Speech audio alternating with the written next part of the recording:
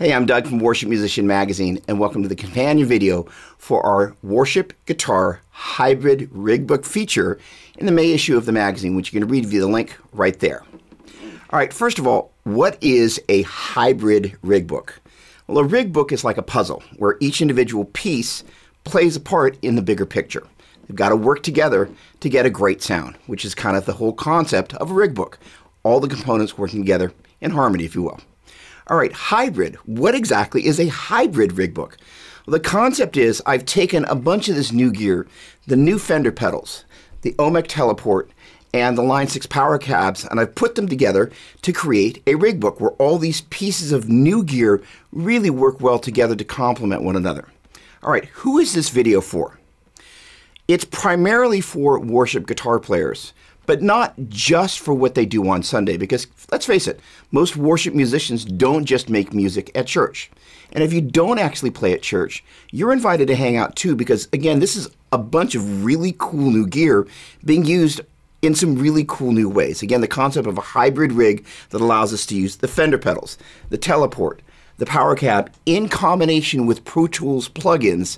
This is a new way of using this gear, and I'm really excited to be able to share it with you. So to do that, we're going to break this video down into the following sections. We're going to start off talking about the individual components. Then we're going to talk about the routing, how it's kind of pieced together. And finally, in the demo section, we're going to deconstruct a number of different sounds so you kind of understand what I was thinking as I was doing it. So let's get to it. Coming out of the guitar, the signal chain goes to the Fender pedals in the following order: level set buffer, the Benz compressor, Santa Ana overdrive, pugilist distortion, mirror image delay, marine layer reverb. And that in turn goes out into the OMEC teleport from our friends at Orange Amplifiers, USB audio interface that takes us into Pro Tools. This guy, by the way, comes bundled with IK Multimedia's Amplitude CS Orange Edition, which is where the amp models are coming from. All right, on the left channel, I'm running the 8030, and on the right channel, your right that is, I'm running the OR120. In turn, I'm also on separate channels running a stereo delay, dotted eights on this side, quarter notes on this side, as well as a stereo cathedral reverb. That signal all comes back over here and goes out into the Powercab 112 Plus on the left and the regular 112 on your right, and those are both running the Celestion greenback models. Awesome. Let's talk about the routing. The thing that I love most about the teleport is it allows me to combine the things that I love to do with pedals with my favorite studio tricks in a live setting. How cool is that? All right, the routing is really where the magic happens, and there's some things that I'm doing in the box here in particular that I want to make sure you know if you don't spend a lot of time in the studio. Because if you go to use this type of rig, this is where a lot of the magic happens. All right, you already know that we're running the guitar into these pedals. That's an analog signal path that at the teleport gets converted into a digital signal, A to D. Via USB, that goes into Pro Tools, where I'm running 4 separate tracks. And this is, again, where the magic is happening. The processing power of Pro Tools and the computer, way more than a pedal can do because it's a computer. Hey, so there are 4 things that I'm doing. 1, the 8030 is being processed on its own, pan to the left. 2, the OR120 is being processed on its own, pan to the right. The stereo delay, dotted eighth, quarter note being panned to the left and the right, and the stereo reverb, the cathedral, being panned left and right. All right, so all 4 of those things are being processed separately. Dry guitars, pure wet effects. So that means that I get this great separation between the different elements. And again, I'm leveraging the processing power of the computer. That is huge. Now I want to talk a little bit about the dry guitars. Why that is so important to hard pan them is it effectively gives you the sound of double track guitars in a live setting. That depth of field is huge, and it's why people love playing in stereo. But being able to leverage the processing power of Pro Tools to do that with the effects in there is huge. All right, coming back out of there, gets converted from digital to analog there. So now we've gone T to A. There are 2 1/4-inch jacks there that feed the Powercabs. As we already mentioned, those are running the Celestion Greenback models. And there are XLR jacks on the back of the cabinets that when you use those, they also add microphone emulation. Those are feeding my Universal Audio Apollo 8 audio interface, which is feeding a separate Pro Tools rig, which is the sounds that you're hearing on this video. So with that said, there's one last little thing that you got to know about. One of my favorite sounds in Worship actually comes when you take a piano sound and you layer strings on top of it. If you know what I'm talking about, you know what I'm talking about. The guy that invented the teleport did a demo at NAMM, and he used an application called MIDI Guitar 2. And I actually prefer the GarageBand version. This enables you to do something incredibly powerful. It allows you to take your guitar and convert it into a MIDI controller, just like you would with a little M-Audio MIDI controller here. What that enables you to do is take that MIDI information out of here via a USB cable. I'm using the iConnect MIDI, and then in turn I'm using a standard MIDI cable to connect to my GR20. This is an old school unit that you used to have to use a GK pickup on the guitar and a separate cable. So you had your guitar cable running to your amp, and then you had the GK pickup with a cable running to here. The layered sounds were amazing, but having the extra cable was a bit of a drag. There is a string patch in there that is unreal, and you're going to hear in the demos what that sounds like. Again, just in the same way that keyboardists layer a piano sound and a string sound, we're going to do that with the guitar, and it sounds amazing. So let's get to the demos.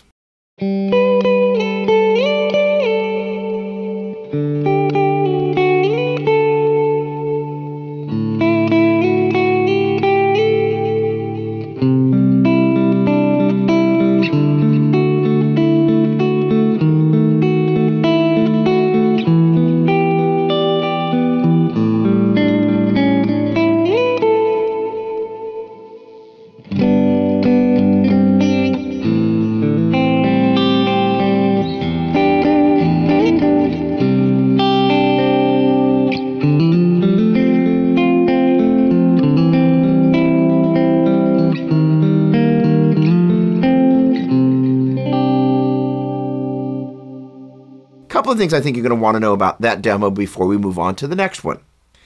First of all, I love this guitar, but it is really bright. And in this position and in that position, those are single coil pickups, so I get buzz. In the middle position, they're hum canceling. But I've added the brightness of the bridge pickup.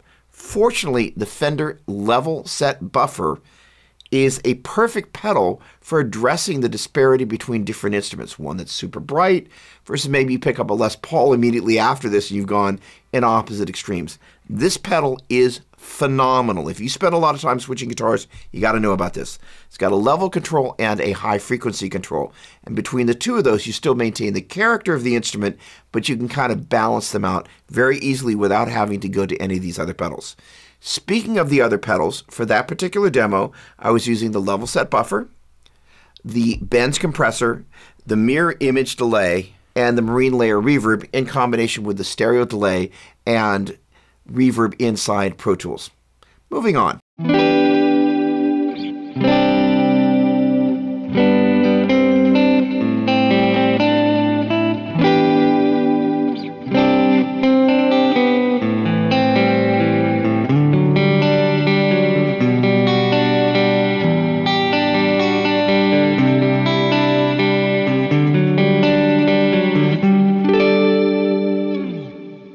So for that one, I was using the Gretsch in the neck position. And once again, I was using the level set buffer to sculpt the tone. This time what I did was I brought the level control back just a spot to about 11 o'clock to clean things up just a hair. The high frequency control was set at high noon, and I was again using the mirror image delay and the marine layer reverb, but none of the time-based effects in Pro Tools. Moving on.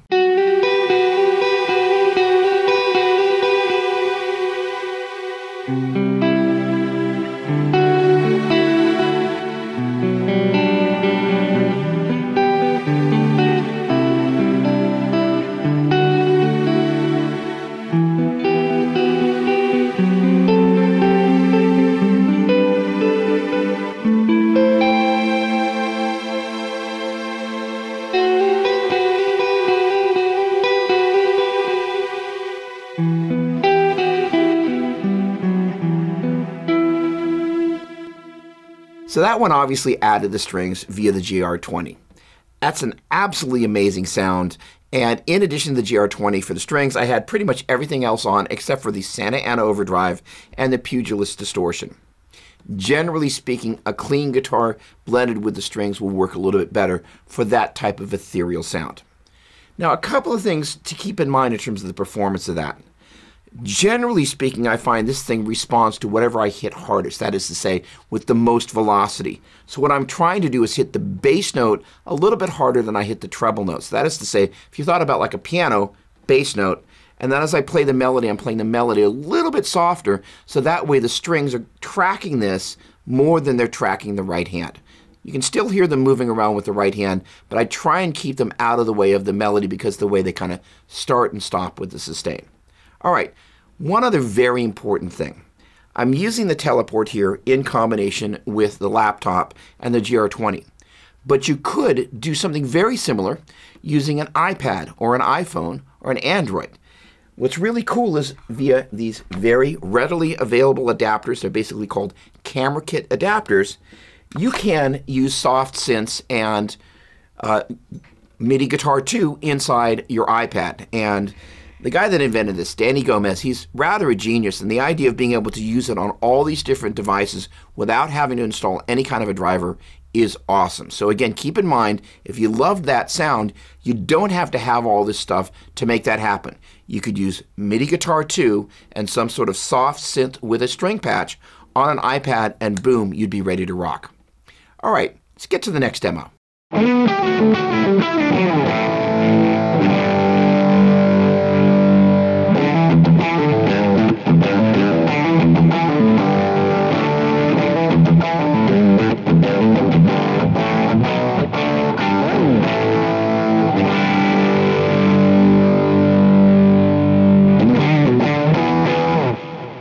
As I mentioned at the top of the long version of this video, a lot of the people who play at church, myself included, don't just play at church, which is one of the reasons with this very last demo, I really wanted to rock things out and demonstrate how hard this rig can actually rock. And the Pugilist distortion pedal does a great job of doing that.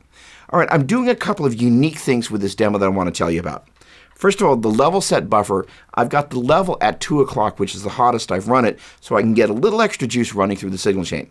The high frequency control, just set at high noon. All right, I'm using the Benz compressor, which in combination with the Pugilist is going to create some hiss, which is why I'm not using this delay and reverb. I'm using the delay and reverb inside Pro Tools, but I'm also using noise gates. So here's the deal. On the channel strip where the AD30 is, before you actually get to that in the signal chain, I've got a noise gate. Ditto on the channel where I'm running the OR120. So basically what that does is once I stop playing and you start hearing any hiss, the noise gate clamps it down. But because the noise gate happens before the amp model and the feed that goes out to the delay and the reverb, you hear the tails of the delay and the reverb, but none of the hiss. Very cool. All right, thanks so much for checking out this video. Again, to read the entire feature, you can follow that link right there. Please subscribe to our YouTube channel. Thanks again for watching. Cheers.